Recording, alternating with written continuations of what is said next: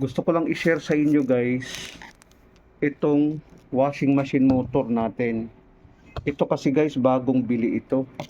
Kung paano natin ikabit guys, no? Nakalagay kasi dito to 20 volts, 50 to 60 hertz, 60 watts, tapos ang RPM niya, yung revolution per minute niya ay 1350 ang RPM niya, no?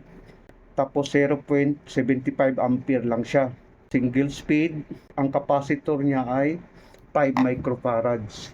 So kung makikita natin dito guys, ito yung capacitor na gagamitin natin, no? 5 microfarads, kung makikita natin ito, 5 UF, ibig sabihin 5 microfarad. Mayroon din itong forward at saka reverse, itong ganitong klaseng motor sa ating washing machine.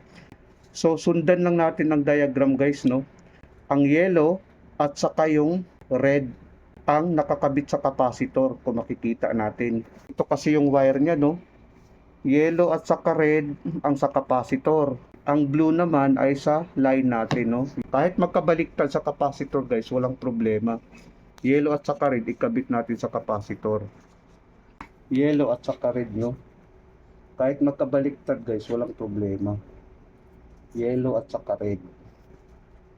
At saka red natin ikabit.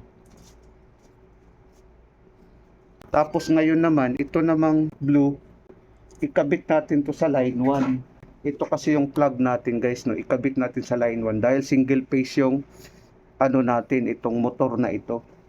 Gumamit tayo ng connector. Tapos higpitan natin. Ito guys, pinapakita ko lang kung paano siya ikabit.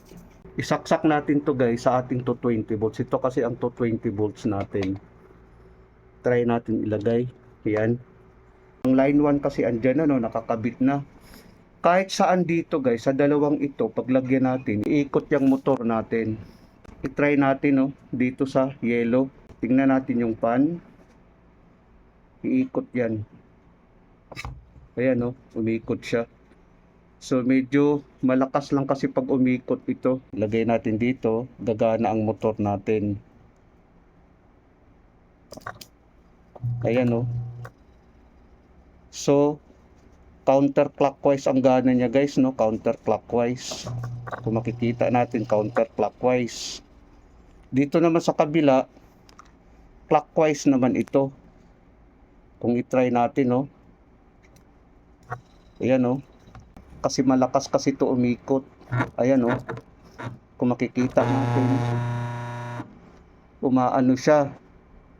Talagang malakas siya, no? Mayroon sang forward, mayroon sang reverse, pero nakalagay kasi dito single speed lang siya, no? One speed lang, dapat dito lang natin ilagay. Ganun ang paglagay niya guys. Sundan lang natin ang diagram, yung diagram na yan, no? Ang blue ang line 2, ang red ang line 1, tapos ang yellow ang sa capacitor. Bali itong dalawa nakakabit din ito sa capacitor. Ang red nakakabit sa capacitor, tapos ito namang yellow nakakabit din sa capacitor din, kung makikita natin. Tapos ito namang blue nakakabit sa line 2 ng ating power supply. Ganun ko magkabit guys. Sana guys nakapagbigay ito ng konting kaalaman sa mga baguhan. Maraming salamat sa inyo guys. Hanggang sa muli.